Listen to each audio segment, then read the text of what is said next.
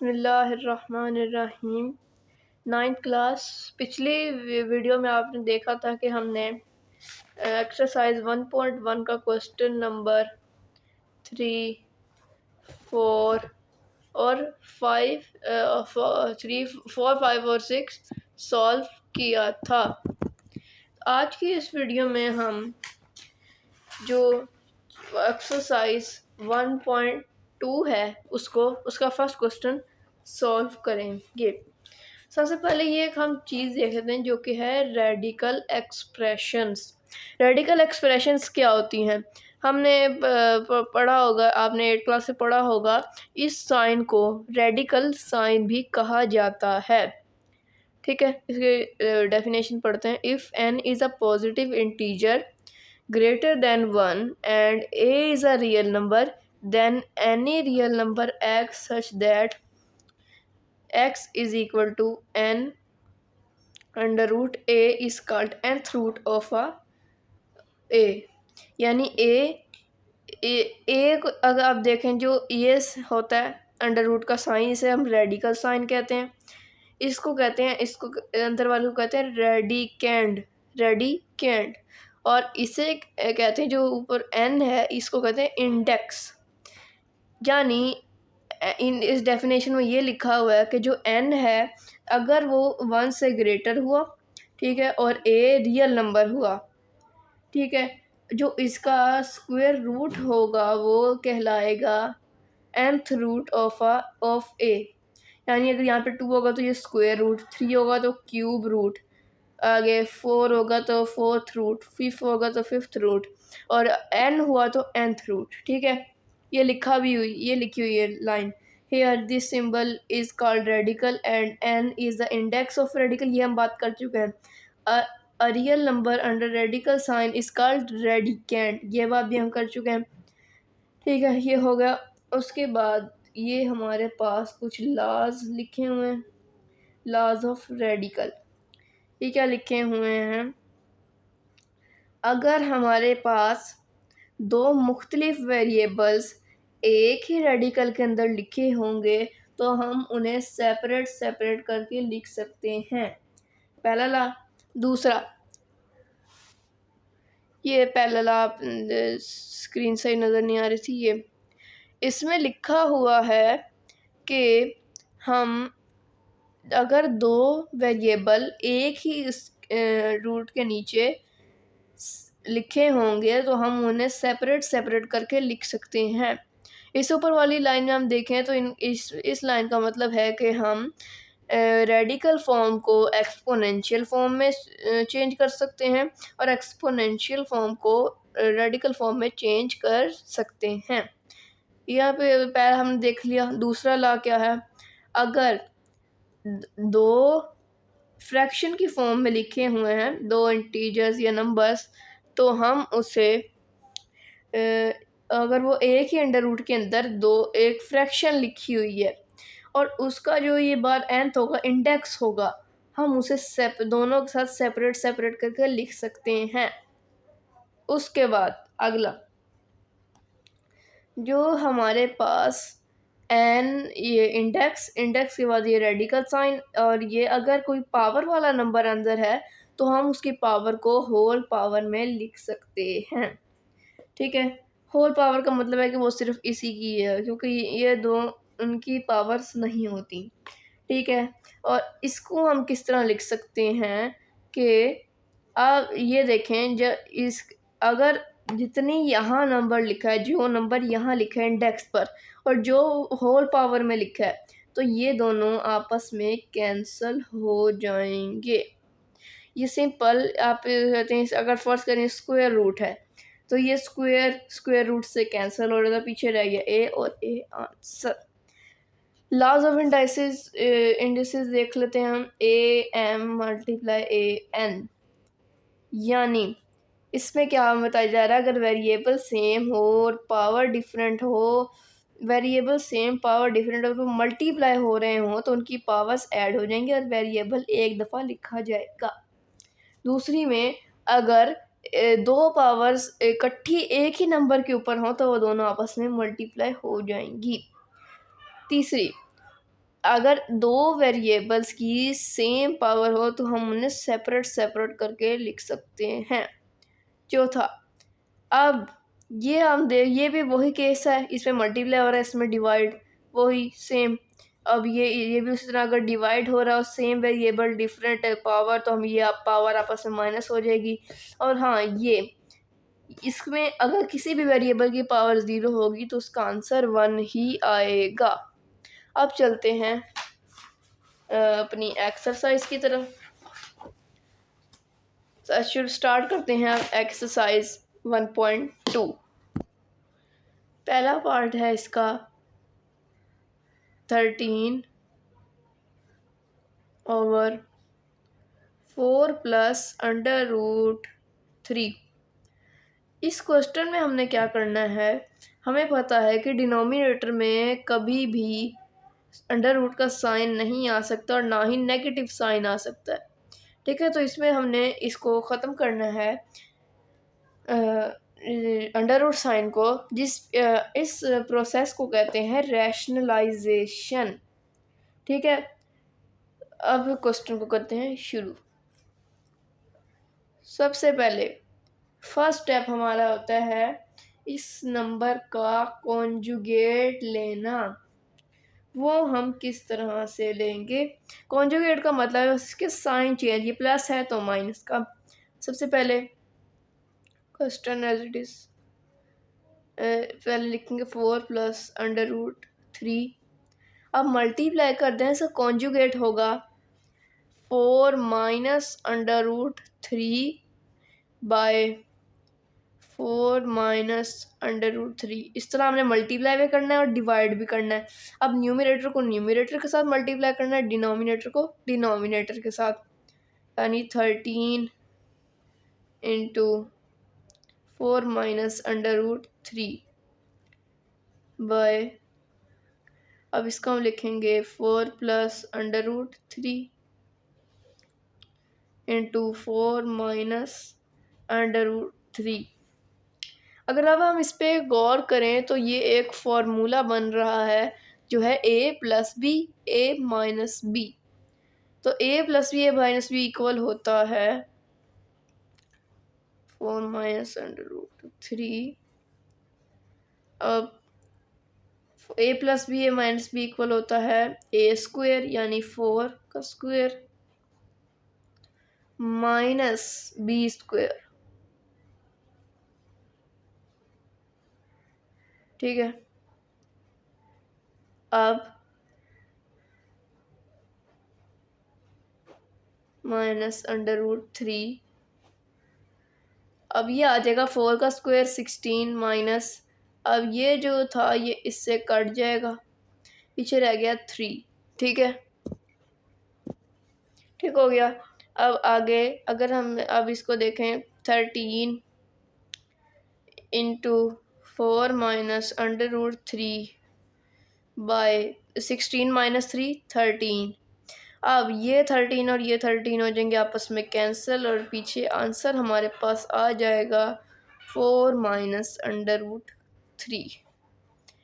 ये हमारा आंसर आ गया। अब चलते हैं पार्ट नंबर 2 की तरफ। तो सेकंड पार्ट है √2 प्लस √5 डिवाइड बाय √3। सबसे पहले इसका कॉन्जुगेट ले लेंगे जो होगा minus √3। √2 plus √5 by √3 multiply by minus √3 divided by minus √3। ठीक हो गया।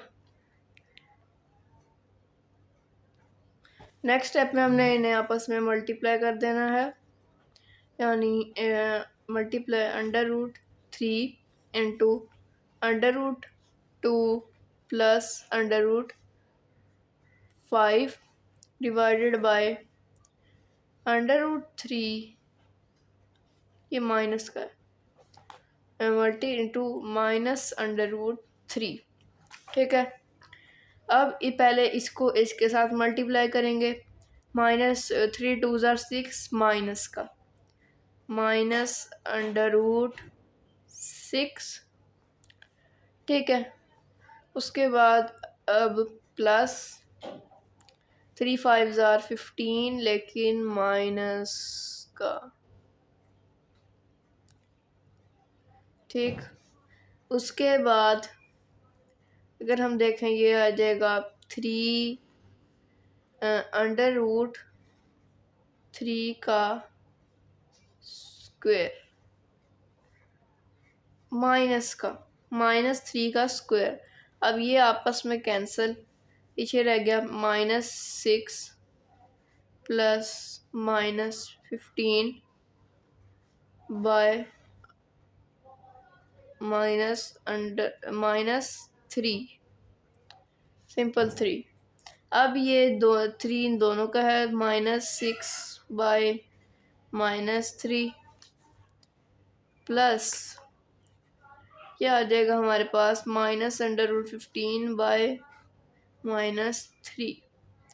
माइनस माइनस आपस में कैंसल, पीछे रह गया 6√3 प्लस √15 बाय 3। अब इसको हम लिख सकते हैं √6 प्लस 15 बाय 3। ये है हमारा फाइनल आंसर।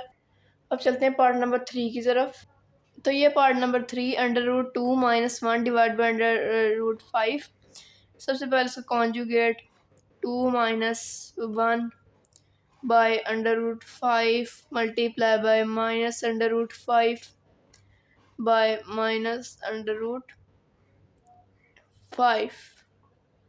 ठीक है। डिनोमी ये हो गया। आपको पता है कि डिनोमिनेटर में माइनस तो आ सकता नहीं। पिछले क्वेश्चन में भी हम ये कर सकते थे, लेकिन हमने नहीं किया, इनको आपस में कैंसिल करना। उसके बाद इन दोनों का आपस में मल्टीप्लाई, इन दोनों का आपस में मल्टीप्लाई, ये हो जाएगा √5 इंटू √2 - 1 डिवाइडेड बाय √5 और ये एक और √5। 5 2s are √10 - 1 बाय √5 का स्क्वायर। ये square square root cancel, √10 - 1 by 5। एक छोटे से मिस्टेक करके हमने गौर नहीं किया, जब ये 5 2 के साथ मल्टीप्लाई हुआ तो -1 के साथ भी हुआ, तो यहाँ आ जाएगा ये √5। ठीक है। तो ये इसका आंसर भी यही आएगा -√5। ये इसका फाइनल आंसर है। पार्ट नंबर 4 की तरफ चलते हैं। अब फोर्थ वाला पार्ट है, इसमें सबसे पहले वही हमने कॉन्जुगेट लेना है। 4√2 बाय 6 प्लस 4√2। नीचे डिनोमिनेटर का हमने कॉन्जुगेट लेना है, जो कि आएगा, अब ये प्लस का साइन है तो माइनस का आ जाएगा। 6 - 4√2 बाय 6 - 4√2। ठीक है। उसके बाद इनका आपस में मल्टीप्लाई, इनका आपस में मल्टीप्लाई, 6 - 4√2 मल्टीप्लाई 6 - 4√2 और नीचे 6 प्लस 4√2 इंटू 6 - 4√2। ठीक है। ये हो गया। उसके बाद अब आगे क्या करना है, अब ये देखें, अगर हम तो इसको भी हम फॉर्मूले में चेंज कर सकते हैं, लेकिन इसको हम पहले 6 ये दोनों मतलब सेम है, तो इनको हम इस तरह लिख सकते हैं 6 - 4√2 का होल का स्क्वायर। ये हम लिख सकते हैं इसे। और ये हमें पता है a plus b minus b, a square यानी 6 का स्क्वायर -4√2 का स्क्वायर। अब ये फॉर्मूला बन गया a - b होल स्क्वायर। अब इसको हमने लिख सकते हैं, वो a square plus 2ab plus b square कितना 6 स्क्वायर प्लस 2 6 और 4√2 प्लस 4√2 का स्क्वायर, और ये नीचे से 6 स्क्वायर माइनस 4√2 का स्क्वायर। अब हमने क्या देख रहे हैं, अब ये जो स्क्वायर है ये √2 का भी है और 4 का भी है। अब ये दोनों आपस में कैंसिल हो गए, ठीक है। अब जो 2 बचा वो इसके साथ आ जाएगा, ये आएगा 36 जमा 2 6 12 12 इंटू 4√2 प्लस ये 2 वैसे का वैसे ही रहेगा, 4 का स्क्वायर होता है 16 16 2 32, इसी तरह 6 स्क्वायर 36 माइनस इसका जवाब हमारे पास आया है 32। अब इन दोनों को आपस में प्लस कर देंगे, जो कि आएगा 68 प्लस 12 इंटू 4√2 बाय 4, ठीक है। अब 12 4 जार होता है 68 प्लस 12 4 जार होता है हमारे पास 48 और ये आ जाएगा √2 बाय 4। अब हमने इन दोनों में से 4 कॉमन देखना, अगर आ रहा है तो इन दोनों में से 4 कॉमन आ रहा है।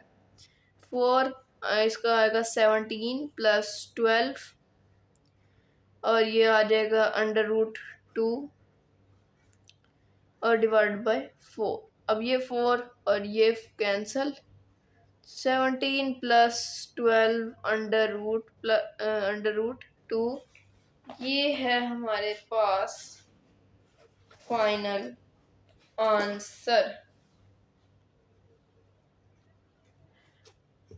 हम एक और मिस्टेक कर गए, इधर ये फॉर्मूला माइनस वाला था, इधर भी माइनस आना था, इसके अलावा इधर भी माइनस, इधर भी माइनस और इधर भी माइनस का साइन, और आंसर में भी माइनस का साइन आएगा। वो गलती से मैं मात्रा चाहता हूँ, इस गलती आप इसको सही कर लीजिएगा। चलते हैं नेक्स्ट की तरफ।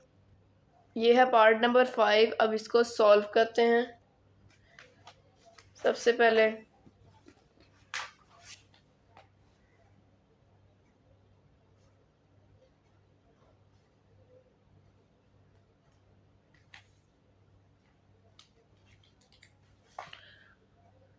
√3 माइनस √2 √3 प्लस √2, ये सेम पिछले क्वेश्चन की तरह है।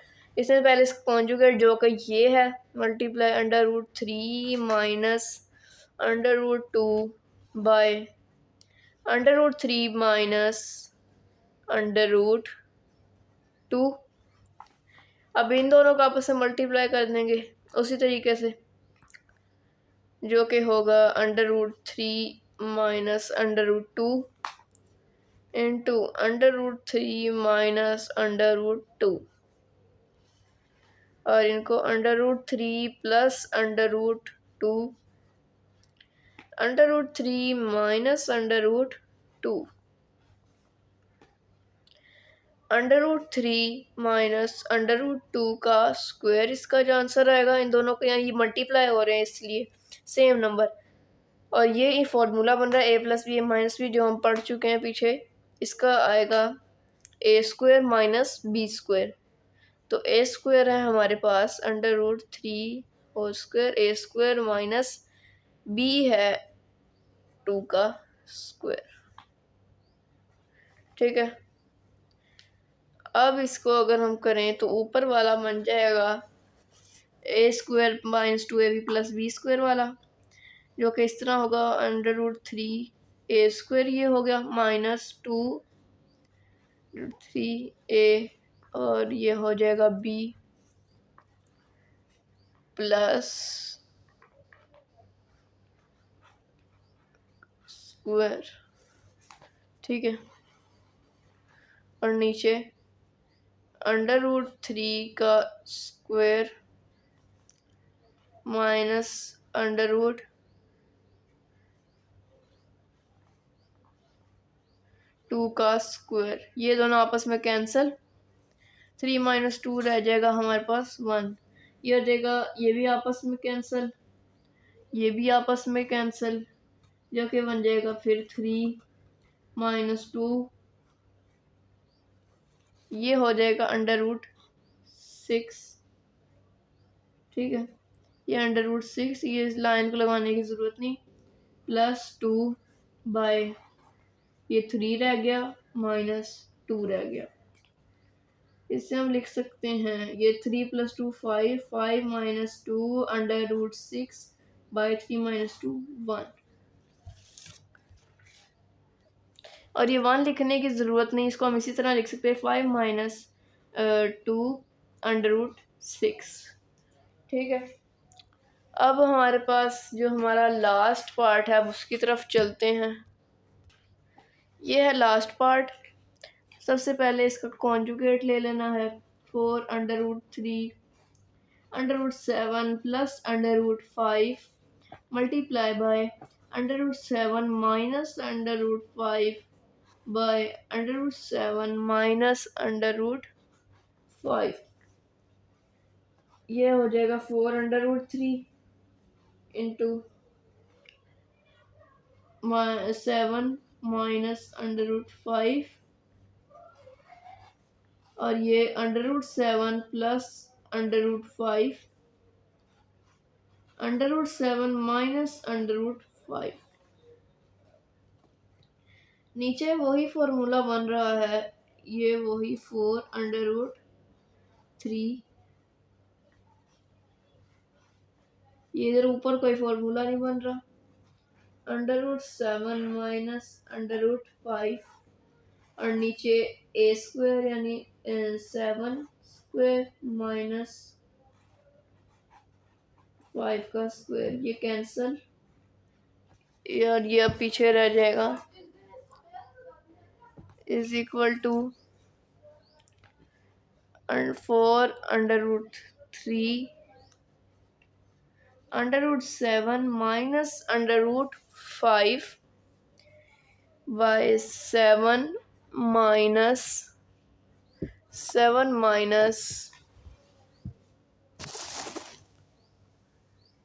5, ठीक हो गया।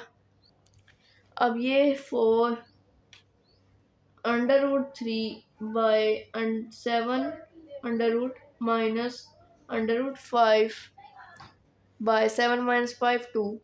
अब ये देखें, अगर हम ये 2 1 जार 2 2 जार, ये क्या बन रह गया 2 √3 और इंटू 7 माइनस √5। तो ये हमारा फाइनल आंसर, ये फर्स्ट क्वेश्चन कंप्लीट हो गया। उम्मीद है आपको वीडियो पसंद आई होगी। मिलते हैं नेक्स्ट वीडियो में, अभी के लिए इजाज़त, अल्लाह हाफिज़।